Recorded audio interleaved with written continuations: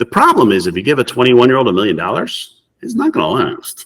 I jokingly say I earned it first one by 21 and spent by 25 because that's kind of what I did. And the thing is, that's that financial literacy piece. And I leave that example there because people get really embarrassed about their money mistakes. I'm like, dude, let me tell you mine. Can you beat it? And they go, no. All right, then whatever you did is fine. Let's just learn from it. Welcome to Personal Finance Cat, where I share my personal take on personal finance. Hi, Jay. Welcome to the show. Hey, thanks for having me. How are you today? Good. We're actually finally getting some nice weather here. We've been in crazy hot heat, so it's nice. Oh, yeah, I've heard. Yeah. So I see in your background there, Portraits of Childfree Wealth, and then also that sign of Childfree Wealth. So can you tell us about how you started this? So my wife and I are child free, and I was doing coaching, financial coaching, life coaching, all that fun stuff, and went to become a certified financial planner. And the interesting thing to me was never once in the CFP is there any mention of being child free. It just doesn't exist. So I ended up going down a research path. My wife and I are both PhDs, but the question really was, how weird are we? We're weird by nature, but kind of like because we're child free or weird or whatever. And come to find out, about 25% of the U.S. is child free or permanently childless, and it impacts everything about life and finances. And that's been my area since. Gotcha. I have 2 kids, but I definitely have friends and relatives who are child-free or permanently childless, as you would describe. But how did you think that this would be a good idea to just focus on this niche? Oh, I didn't. I didn't it wasn't like, hey, this is a great idea. It was just like, I wonder what other people like us are doing. And what was interesting to me is all of the life planning and financial planning stuff assumes your life is either pre-kids or post-kids. That's the entire plan. You save for college, all this. And my realization was, wait a minute, that means 25% of the U.S. is getting advice that doesn't fit them. And, it's been one of those, wrote a book and did a bunch of things. I have a life financial planning firm. It's, investment advisory firm, doing awesome because it's a underserved minority group, really. Yeah, makes sense. What do you see as some of the unique challenges for this group when you plan for their finances? Well, the probably the most unique challenge may be some of the life things. There's a lot of judgment that comes with living a child-free life. You said you got friends that are child-free or childless, and it's interesting. There's, we're here in 2023, and in the U.S., reproductive rights and choice around, having kids or not is a big political issue. Oh, yeah. So much so we did a August 1st International Child-Free Day, and we did a billboard in Times Square just to celebrate what it's like to be child-free. We had all different people showing their life and different things, and I had people on Instagram telling me that I'm part of a global psyop to convince people not to have children, and I'm like, what are you talking about? Seriously, but that's probably the biggest challenge is the judgment from others. I think everything else becomes it's just a different life plan. It's not better or worse. It's just different. Yeah, I can definitely see that. Other than that, what do you usually tell your clients is the most prudent or financially smart things to do? Yeah, the way we say it is living a life of child-free wealth means you have time, money, and freedom to do what you enjoy. That doesn't mean you're automatically rich. Income disparities still exist. It's still, it's not like, hey, you're child-free and checks just fall from the sky and all of a sudden you got money. But it changes a little bit of everything on the plan. So let me explain this. So if we start at the end, most child-free folks don't care about passing on money to the next generation. So they embrace what the book would be, Die with Zero, and really say, hey, I want to spend, live, and give my money throughout my life, which completely changes finances. They also, interestingly enough, child-free folks don't have retirement as the same goal, where, they'd rather find a job that's a good balance and that they enjoy to do throughout their life rather than saying, hey, I want to work 25 years now. So much so we call it FILE, financial independence to live early, rather than FIRE, financial independence retire early. It's really about finding that shift from work, finding that balance, and that changes everything about your financial plan. Even the basics, okay, you need 10 to 12 times your salary and life insurance. Not if you're child free, because if somebody doesn't need your income, you don't need that. But if you are single and child free, disability insurance is really important. And it turns out 32.1% of childless people over the age of 55 in the US never married. 2.5% of parents. So we're talking about a huge shift, and what we call alternative family structures, whether they might be a couple, might not, might be single, might be married, might not, and it changes all of your life and financial choices. So you have a book, right? Portraits of Childfree Wealth. Mm-hmm. Can you talk about some of the key concepts or strategies that you highlight in the book, other than what you just talked about? Yeah, so the book was actually a result of research of asking people, what's it like to live a child-free life? And what's interesting in there is that it starts to debunk some of the common things. Like, for example, you go, well, you're young, you'll change your mind. I got people at 21 getting sterilized, and that's it. They know their path. I have others, they say, well, you're going to regret it when you get older. I got people in their 50s going, yeah, I'm loving my life. It's interesting because part of the reason I published the book was to show people what's it like to live a life of child-free wealth. Another great example of this, child-free couples, often called DINKs, dual income, no kids, where they have two incomes. Often they can embrace something my wife and I embrace, which is called the gardener and the rose, where one person's growing, the other one's providing support, and it allows that flexibility to follow your dreams. My wife got offered a good job down here in Mississippi. We picked up and moved from the Northeast, 1,200 miles down to Mississippi. It took us no more than throwing the dogs in the car and grabbing the cat. It's just a different way of life. Yeah. So your wife is a professor? She is. I understand. I have a PhD too, and I know the academia is very competitive. If you want to have a scholarly role, I guess, you really have to go where the job is. There's not that many options, and it's a tough road, but if that's where your passion is, kudos to that. Well, so let's pick on this for a second. So in the academic worlds, they talk about, they got the one that's getting a tenure track job, and then the trailing spouse, which sometimes they'll find an extra job. And the reality check is finding two PhD level jobs in the same area at the same time at the same level is nearly impossible. Oh, yeah. One person has to make sacrifices for the other. And that's where what we do with the gardener and the rose is we take turns. Right now she's the rose for this period of time. At the end, it'll be my turn, probably about 10 years. But I'll be honest, in 10 years, I'm not doing a job. I'm going to go on a boat and travel the world. We're going to do something different. But I think what happens, especially for those that are in, academic or high degree careers, you almost have to have somebody providing support at home just to make it through. Yeah. And you have to be willing to go where the jobs are, which was why we end up in a random place in the world. Yeah, no, I understand. Yeah. I basically had experiences of all what you said. My professors, they usually have either a stay-at-home spouse, or in very rare circumstances, they manage to make it work. So they used to teach in two universities long distance. And then somehow one professor got more established. He was able to bring his wife over. She had to start from first year assistant professorship. For me, I didn't go the academic route, which makes it a lot easier because then I can sort of be wherever. So your PhD is in adult learning. Mm-hmm. How was your experience in that, helping with your business? Yeah, so everything I do has a learning focus. So when I grew up, so I'm mid 40s, and the only thing I was taught on how to do finances was how to balance a checkbook, which is a giant waste of time. And you eventually realize, at least my examples from my parents was not great. I grew up broke, and you realize that if people can learn how to manage their money, they can do a lot better. So my firm is actually what we call an advice-only, fee-only fiduciary. So we teach people to do it. We don't take over their investments. We have 15 courses, 100 videos, all that.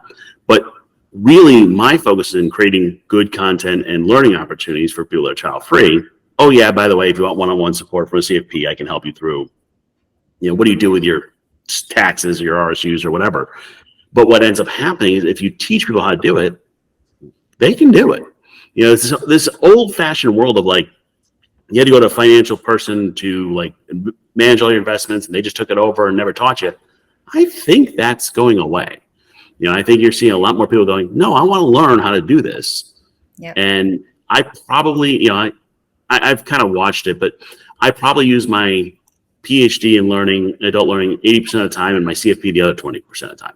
Because the financial numbers are actually really easy, people to people. It's how do we shift their mindset, their mental models around it, and really change that. Yeah.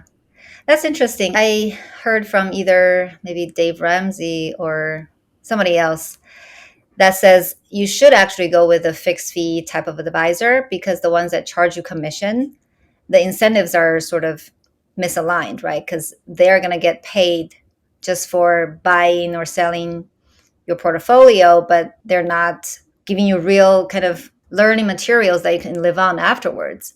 So I haven't seen any sort of fixed fee based advisor. I guess you're the first one I've spoken to, at least. How do you kind of make it sustainable business model for yourself if you teach someone, they learn, they move on?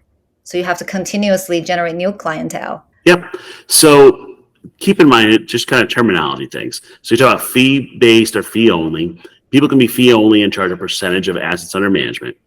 I actually think that the percentage based or commission has a huge conflict, and that's what you're getting to, you know. So in particular for child-free folks, when you're trying to die with zero, if somebody's charging you 1% of their assets, they want your net worth to always go up, and you want it to go down. So like there's an inherent conflict of interest. There's also a cost factor. So let me look at it this way: do you pay your CPA a percentage of your taxes? No. So why would you pay me a percentage of your assets? Yeah, that's a good point. And you talk about sustainable business, you know, okay, cool. You know, I probably have to work harder than somebody that's just like babysitting a percentage sales. But which is at the real value for the client? You know, your choices are you could pay somebody a percentage of your assets and they do it for you, or you can learn how to do it and be in charge of your own accounts and not pass it over. Which would you prefer?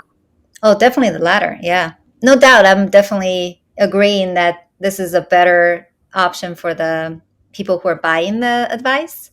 But for you as the provider of the advice, you're losing out on better opportunities, you know. But maybe that's good. That's Well, Mhm. exactly. I mean, it's a question of, so, you know, principles. Brace, it's an old school from Zig Ziglar that you can have everything like you want if you help enough other people get what they want.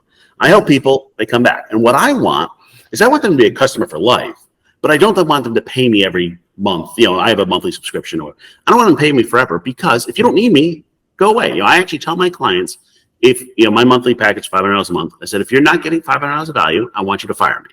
That's just a principle. And you know what happens is they get to a point where we graduate them out, you know, they go on, and then their life goes in some other direction, or something happens, they get inheritance or helping their parents, and they come back, you know, and they're clients for life. I think that this idea that you should be paying a financial person a percentage of your stuff forever, I just don't get. Now, mind you, I come originally out of healthcare and academia. I wasn't like born and bred in finance. Mm-hmm. And there are many people in finance that think I'm screwing up the system and, you know, I'm doing it wrong. That's okay. But my clients appreciate it. Yeah, I'm sure. And I still make money. Let's be real. I'm doing very well as a business. It's just, I think if you're stuck in that like percentage based asset under management, that's stuff that AI can do without a problem. Mm-hmm. So that job can be eliminated completely. Right. Teaching people how to change their behaviors, their mindsets around money, helping them learn around it.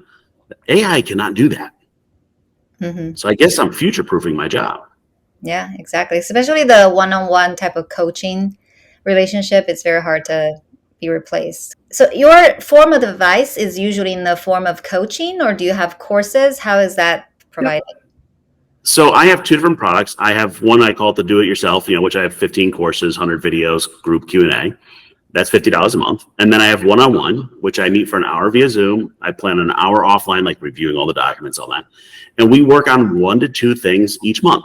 You know, so we might work on, you know, with child-free folks, I start with what's your life plan, then your finances, then your taxes. We might start on the goals, and by the way, be fixing, you know, something with your insurance or whatever it is. And we make an incremental change each month, because the reality check is finance is overwhelming. Like if you have to like do it all at once, like your head explodes.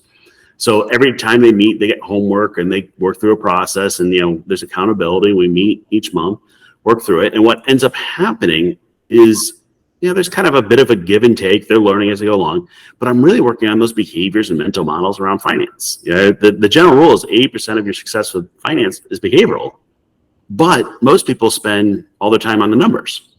The numbers almost don't matter. It's the behaviors that make the difference, and that's where I spend my time. You want to call it a coaching model? Go right ahead. But it's also, I'm also a registered investment advisor with the SEC, so I can literally look over your shoulder and be like, all right, log into your brokerage account. Here's what we're going to buy. Here's what we're going to sell. Here's how we do this, and help them through the whole process. Gotcha. Can you share a success story of somebody you coached or helped who benefited significantly from your advice?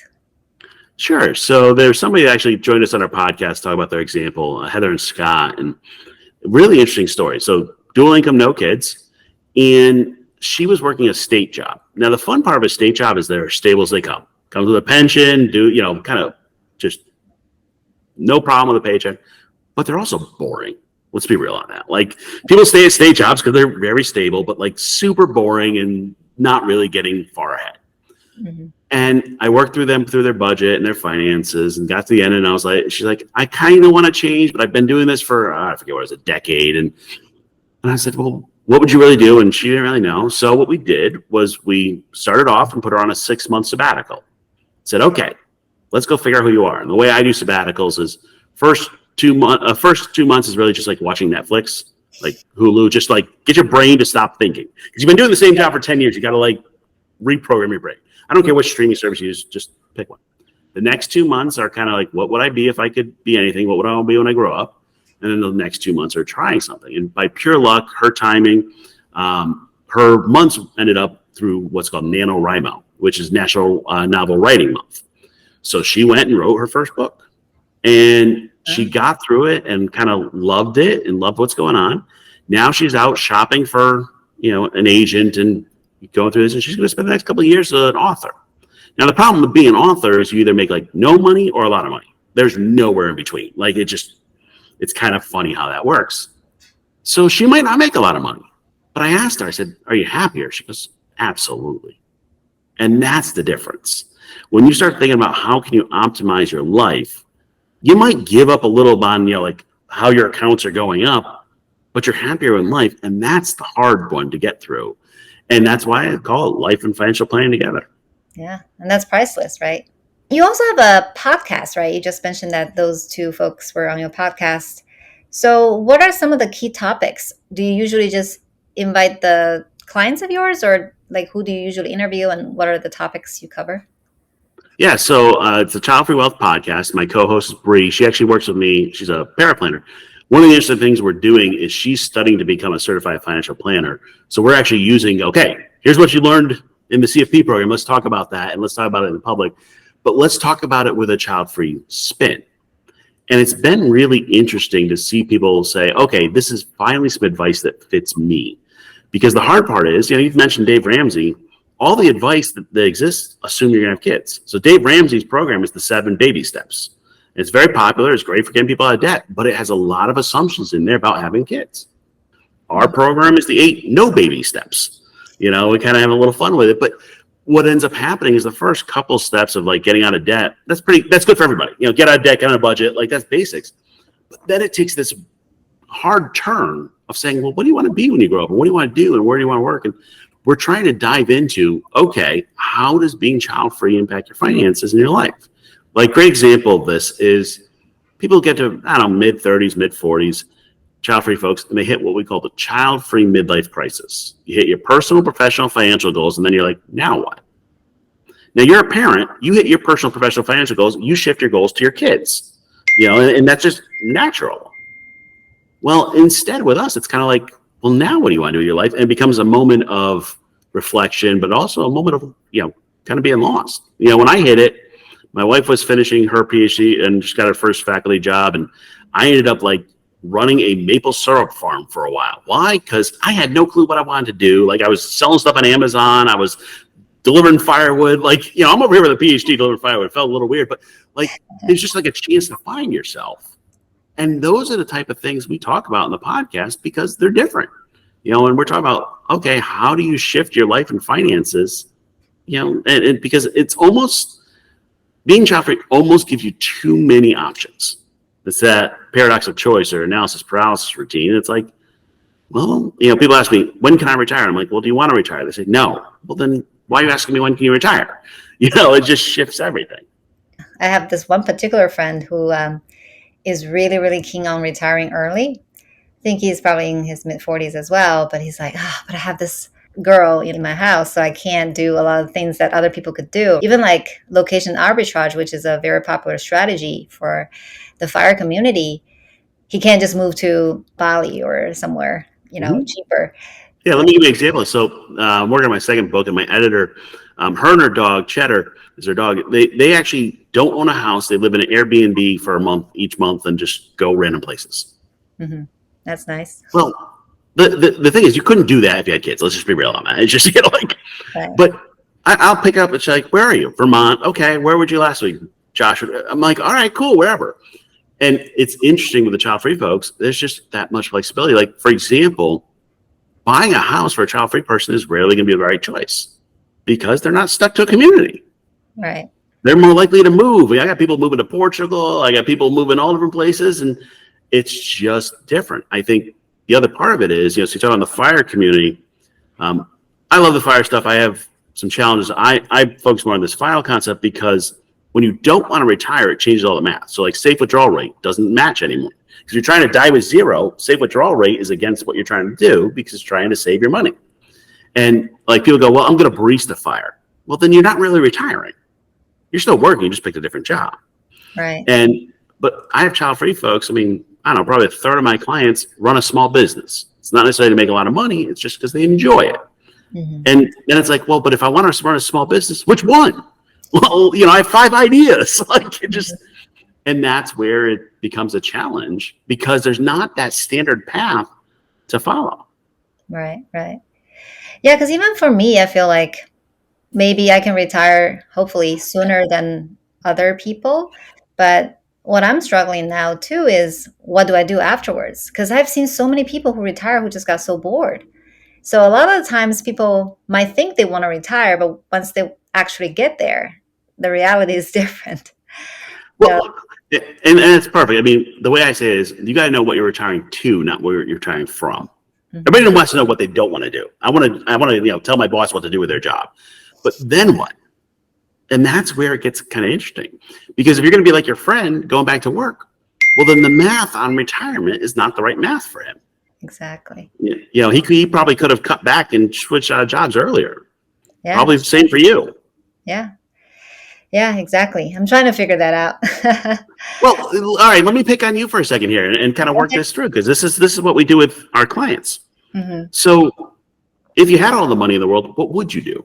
Maybe like a lot of your clients, I'm probably going to do something on my own, like a small business. I just haven't figured out exactly what I'm the most passionate about or what is the most needed. Like I have a lot of ideas, but then which one would have the market for it? I haven't figured that out. Well, so which one would have the market for it goes back to the assumption that you have to make more money at it. So let me ask you a different way. Which one would you enjoy most? Yeah, that's a good question. I was just talking about that with my husband yesterday. I feel like I'm more of a loner instead of like team player. And of a lot of the options I looked at, I feel like I would like to be some kind of like an investor, money manager, because I like doing analysis. I like looking at different numbers and 10Ks and just figuring out, like understanding businesses. So I feel like that suits my personality better. I think that's a good career path. And I don't have to work with a lot of people because, a lot of the very successful investors, they pretty much work on their own because by definition, I think if you're a good investor, you probably should be a contrarian, right? Because you're buying when other people are selling and vice versa. So yeah, I feel like that would be probably a good path for me. Well, and this is where I call it Marie Kondoing your life. It's finding what brings you joy and get rid of the stuff that doesn't. Mm-hmm. So if you're saying what brings you joy is doing deep analysis of different things, cool. That's really an analyst job in different, there's different ways you do that. But why don't you start that now? Yeah, I'm kind of doing it on the side, on my own dime. I'm not managing other people's money because I don't feel safe doing that. But yeah, I'm learning a lot about investing, and that's part of the reason why I started this channel is because I want to learn more. So if you're looking to do that, my advice is go to the CFA coursework. Okay. So the CFA, and you can become a charter holder there, and it's a lot of work, but it's heavy on the math, the analysts, the technicals, all that fun stuff, which then would give you lots of opportunities, whether it's you hang out your own shingle or other things. But it might give you a project. Anyone that's actually done a PhD ends up like thinking about research and learning, and like it's just kind of part of who we are. Uh-huh. But if you had a learning path, you would probably end up with 6 business ideas off of doing that learning path to become a CFA. Cool. Does Yeah. that make sense? I'll look into that. Yeah. And it's at a different level, because really this stuff here we're talking about personal finance is mostly behavioral. Mm-hmm. The hardcore investing stuff, like with the CFA versus the CFP, the CFA is much more on the the math, the portfolio, the investments, those type of things, which what you're enjoying, versus the personal finance is about the people and the behaviors. Interesting. Yeah, that's a good perspective. I guess my question is, so for a CFA, it's a lot of heavy finance. Would that be helping with kind of the practical way of investing though? Because I feel like a lot of the investors, right, they might not have had even official training in finance, but they're just very intuitive and whatnot, and they just kind of learn in the trenches, And that's a different way. If you want to go work for a large, hedge fund, something like that, you learn in the trenches. Right. The CFA is the education behind it, which you're probably going to end up in a combination of both. The bonus of the CFA is you could actually work for a company doing their, investment strategy rather than working with the clients one-on-one. You're in the back office doing that. Right. Or you could be an outsourced investment officer, the chief investment officer type role. Mm-hmm. And what happens is you need to certificate, you need to have the credentials enough to do that, so that's the hard part, unless your PhD happens to be in finance. It's in econ, but yeah. All right, we're in the right direction. But if you're going to go do the econ path, that's the econ, interestingly enough, where the money there is more in the pontification, is what I call it. You know what I'm talking about. Like the people out there, blah, blah, blah, blah, all day. And I'm like, you have no clue what you're talking about. Yeah, exactly. I have so many economist jokes I don't even want to start, but yeah. But here's my point. My point is all of that could start today. Why you wait until you retire? Yeah, I'm trying to. My challenge to people is figure out what life you want to live first, then figure out your finances. Most people allow their finances to drive their life decisions. Mm-hmm. And it's not really a true driver. Right. You could always adjust your personal finances so that you can then go take that chance that you always wanted to do. Yep. Let's go back to you then. Since we're talking about money, right? I think one thing I saw on your bio, which was interesting, was you made your first million by 21 and then losing it all by 25. Can you tell us about that story? It sounds very interesting.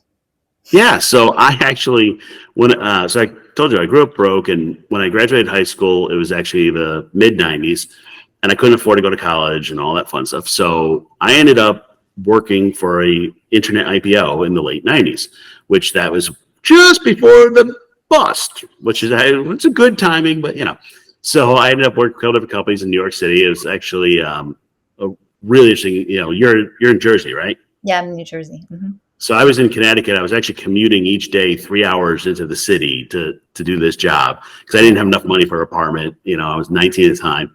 And by pure dumb luck, I was doing sales. Company did well, made my first million, but I was 21.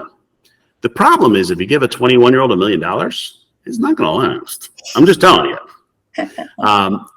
And I did some good things. I paid for some parents' house and my sister's college and, different things. But I also bought like a Hummer and, random things. And, I ended up using it to pay for school. But, I jokingly say I earned it first one by 21 and spent by 25 because that's kind of what I did. And the thing is, that's that financial literacy piece. You give somebody $1 million at 21 without the financial literacy, you know what's going to happen to it. And, it really doesn't matter the amount. It doesn't change the answer. I think one of the things I did learn from there is, everybody always said, well, the money doesn't bring happiness. I think that is true, but you have to have it before you can really decide that's the case. It's kind of, it's just not right for people to say, oh, it just doesn't bring you happiness. It brings you happiness to a point, and then you're like, yeah, it's just zeros. But it's part of the reason why I'm so passionate about helping other people learn about money. And I leave that example there because people get really embarrassed about their money mistakes. And I'm like, dude, let me tell you mine. Can you beat it? And they go, no. All right, then whatever you did is fine. Because what happens is, especially with personal finance, people just like, oh, well, I don't want to share my dirty laundry. I don't want to I'm like, let's just learn from it. You did something stupid, you pay the stupid tax and move forward.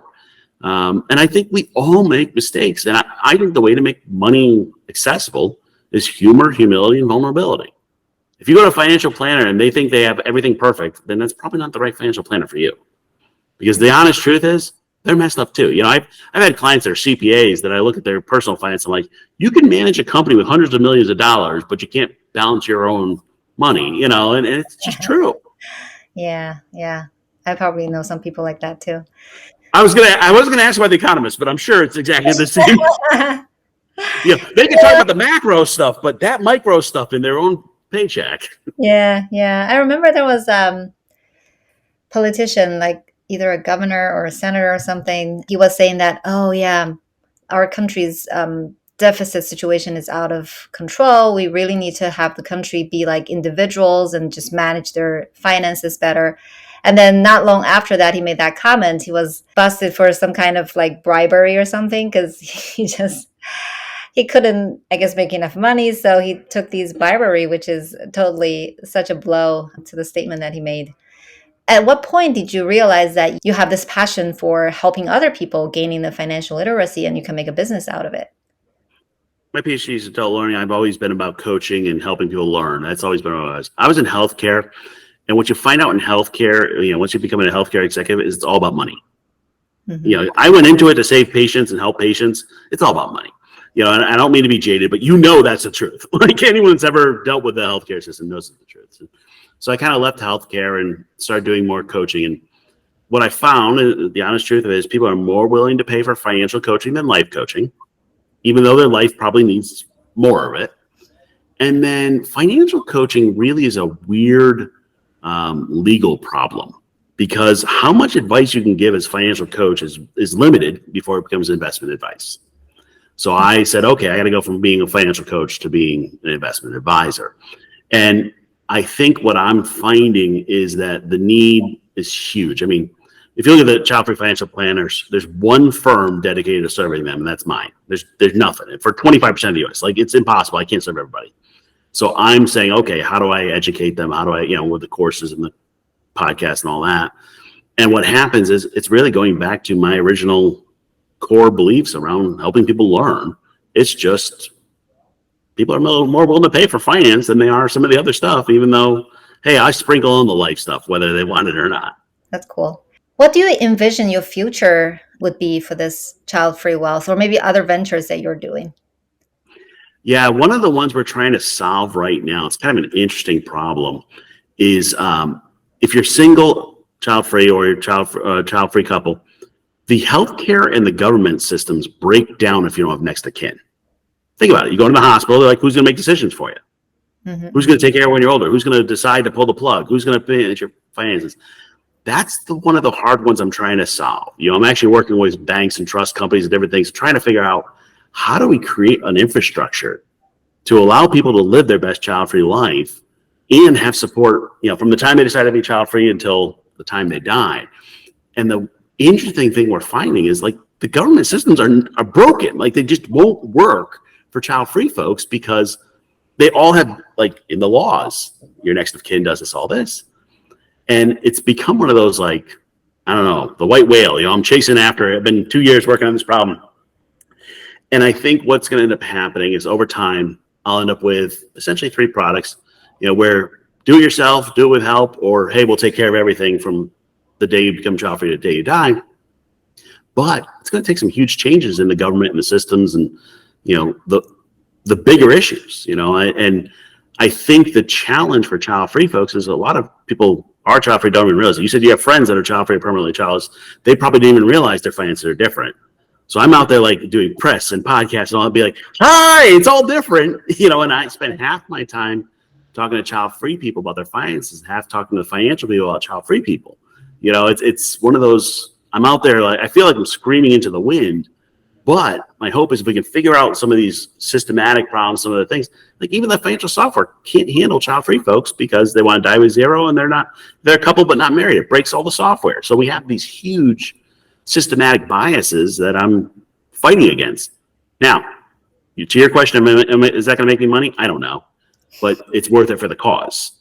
You know, and if I do nothing but make financial planning for child-free exist, I'm okay with that. Yeah. If I can make some money on it, awesome. Yeah. Like I said, I have relatives who are older, like my aunts were not married nor have kids. I never thought about it, but I didn't feel appropriate to ask. But yeah, I wonder what their estate planning or will, how they're taking care of that. Hopefully they're doing something, but I really don't know. So here's the problem. Your aunts go out to a financial planner and say, hey, I need to figure out my long-term care, my estate planning, all that. The financial planners don't know. You know, so I actually encourage people that are child-free. I say, hey, ask your financial planner, how is your plan different because you're child-free? Mm-hmm. And most financial planners, I don't know. Or the worst answer, which is it's not different, because it is huge different. I mean, it changes the picture. Or the even worse answer, well, you'll change your mind, you'll have kids eventually. Like, none of those are good answers. But if we use your aunts, well, my goal for my child-free clients is by mid-40s to have a plan for their long-term care, whether it's long-term care insurance or money set aside, estate planning, power of attorney, all that has to be in place early because things happen. Mm-hmm. And, you take somebody's child-free and they're, let's call mid-50s. If they don't have disability insurance and they're single and they get disabled, they're out of luck. I mean, Social Security disability pays like nothing. Oh, yeah. I mean, it is so low. And the system does not have a way to support people without kids. Even like if you're going to get like TANF assistance or other things like that, it's all based on family size and having kids. Right. Yeah. The single child-free person is going to get the least payment, but they still got to pay for the rent. Mm-hmm, mm-hmm. You know, Fidelity did a study on this. We like to call single folks soloists. And they found that the single tax, the cost for being single, having no kids, is about between $400,000 and $1 million off across your life. Oh, wow. If you think about it, like you rent a one-bedroom apartment, if you had a partner, you're splitting it. Mm-hmm, mm-hmm. Oh, You're yeah. on your own. You're on your own. You know, you get food, same thing, whatever it is. Light bills, you've got to pay that all yourself, and it's completely overlooked. And it's 32.1% of child-free folks are never married. So we're talking about in the U.S., 20 plus million people that don't have a great answer. Mm-hmm. Yeah, yeah. It should have been obvious, but I never really realized. Once you see it, it becomes like, Yeah. Some of my friends, maybe they made up their mind already, but I've never talked to them about planning like this. That is a good reminder. And thank you for sort of serving this population. It's definitely growing for whatever reason. Yeah. All right. So then a couple more questions for you. Do you have a book recommendation for financial planning or just life in general? So I end up, the two books I kind of put together, if somebody ends up with it, is Die with Zero, Okay. Perkins. So this is an interesting approach about, look, we shouldn't be leaving it to, when we die, we should be spending, giving throughout our life. And then the other one is, of course, The Simple Path to Wealth, which is the fire Bible, I swear. But, you put those two together, it gets the basics of a lot of financial planning for child-free folks, and then it's a spin from there. That's also why I'm working on my second book on this to specifically do it, because it doesn't exist. But at least you can, if you haven't picked up Die with Zero, have you read that one yet? Yeah, Simple Path to Wealth, yes, but not the first one, Die with Zero. I'll check that out. Yeah. Check out Die with Zero. Some people are turned off by the title, but when you dive into it, you talk about the combination of time, money, and health, and it's some good stuff. Yeah, sounds like it. Great. All right. So then my last question for you is, where can people find more about you? Yep. So childfreewealth.com is the website. Child Free Wealth Podcast, everywhere you listen. Child Free Wealth on all socials except for Twitter, because we left there because Elon Musk said childless folks should not have a vote. So, yeah, he did. He said childless folks have less of a stake in the future, so therefore they probably shouldn't have a vote. Cool. So we're our vote, we're out. So, everywhere else, we're Child Free Wealth. All right. Got it. Thanks for sharing that. And thank you so much for coming on the show and have this interesting discussion with me. Absolutely. And you're going to have to talk to your aunts and your friends. And now you'll see, hey. The episode. Yeah. All right. Great. Thank you so much, Jay.